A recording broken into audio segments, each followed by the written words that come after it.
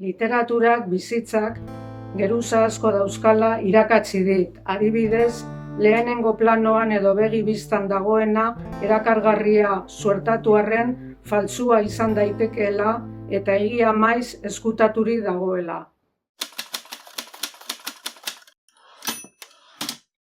Begirada zorrotzagoa edukitzen lagundu dit testuingurua eta gizartea trikimailuz jositako Bilbe, Katramilatxo eta Erraldoi hori abentura zale eta detektibe baten modura dizionatzeko.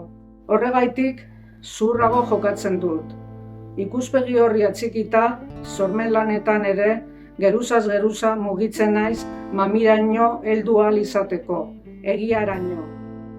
Ondorio gizara, literatura bizitza latzaren aurrean norberaren burua defendatzeko arma izan daiteke. Aipatu bezala, gainazala, karrakatutakoan beste irakurketa eta interpretazio batzuk bilatzera bultzatzen zaitu eta. Maiz ezoizkoa direnak. Hori dela eta, errebeldiaren espaloitik aritzen naiz neure estilo eta zigiluaz. Irakurtzerakoan, begi aurrean, bizitza ulertzeko gidalerro bat daukadala nabaritzen dut.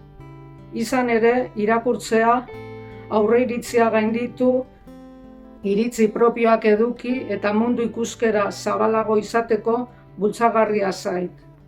Irakurtzeak gainera idazten irakasten dizu, beraz baita oroimen ariketak egiten eta bizi esperientziak lantzen ere. Liburuek okerretatik ikasten dela erakutsi didate, besteen ikuspegiak gehiago kontuan hartzen eta topikoetatik aldentzen.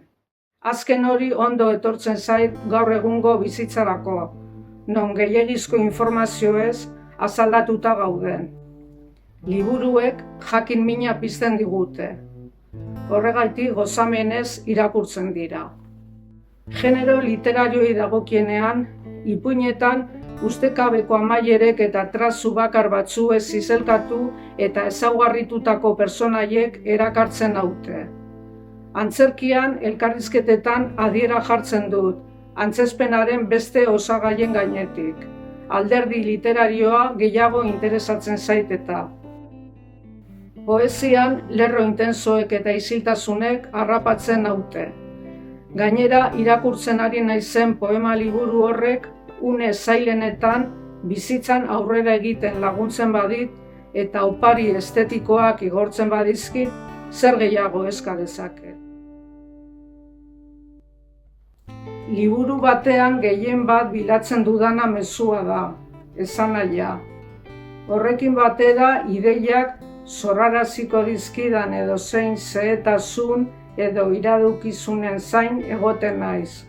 Kolore bat izan daiteke, metafora bat, erantzunik ez daukaten galdera horietariko batzuk, irakurtzeko unerik magikoenak egunsentia eta ilunabarra dira niretzat. Kontrapuntuan bezala dauden egunaren bi alde eta aldi horiek, non mugek dardar egiten duten.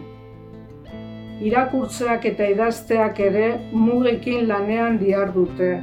Hortik jaiotzen dira, adibidez pertzepzioa eta ezagutza. Irakurzaletasuna piztu ez balitzait ez daki zer izango nintzatekeen. Agian eskultorea, adierazpide artistiko horretan margolaritzan bezala ametsak modelatu ahal izateko.